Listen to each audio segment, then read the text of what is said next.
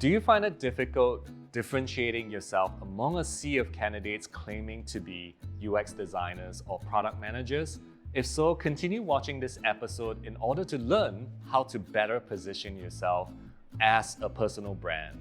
Welcome to a new episode of Coaching Question of the Month. I'm the founder and general manager at CuriousCore, and we help mid-career professionals to transition into the field of user experience design and product management.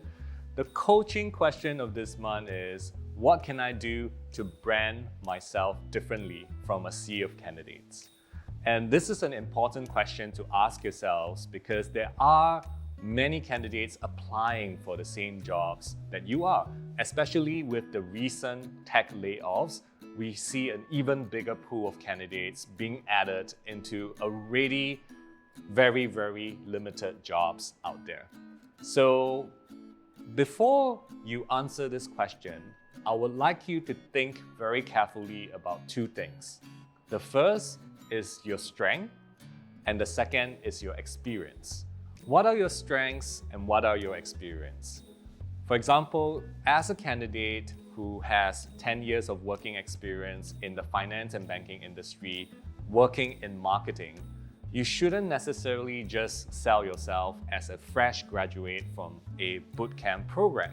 In this case, you're ignoring the entirety of your work experience as well as your strengths, which might be considered as transferable skills to some. What you could potentially do if, let's say, you're transitioning into a UX designer is to consider this. Since you have the strength of marketing, you could perhaps position yourself as a growth designer, a designer focused on acquisition instead, because you will be using your marketing skills in this case.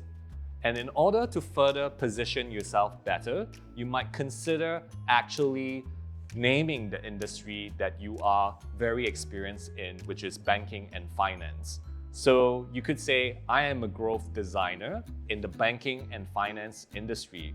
And this immediately separates you from a sea of candidates if you happen to be applying for any job roles in the financial services sector or banks and insurance companies, because they will pay attention to your transferable experience and somewhat transferable skills in this new industry that you're transitioning to.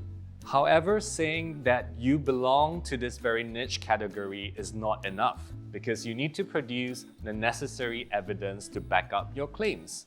And in this case, your CV will play an important role, but also a website that demonstrates your experience in this field could potentially help you as well, because you're creating a body of work which produces the necessary evidence to back up your claims.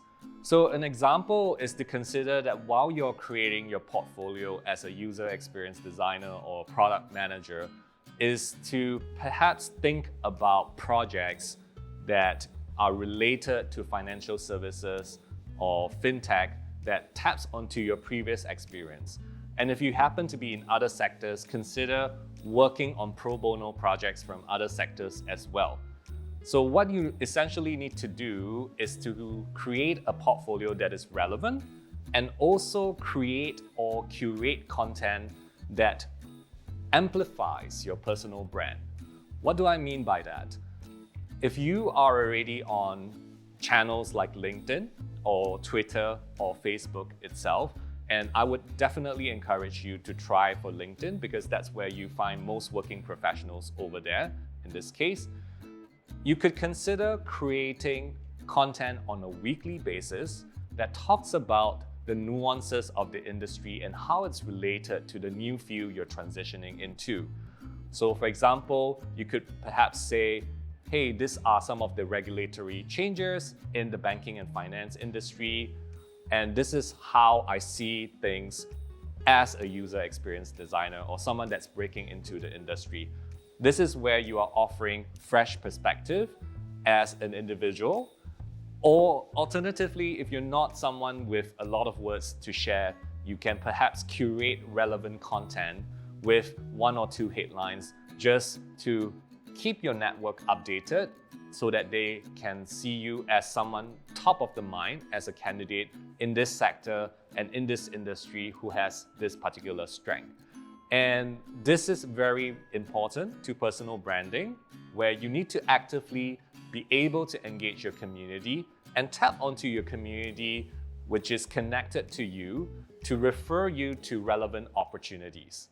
I hope you enjoyed this episode, and feel free to hit the like button if you enjoyed the episode and share this with a friend who might be struggling with the same issue as you do. Do also subscribe to our channel, where we will be posting new content every week, including in the new year in 2023.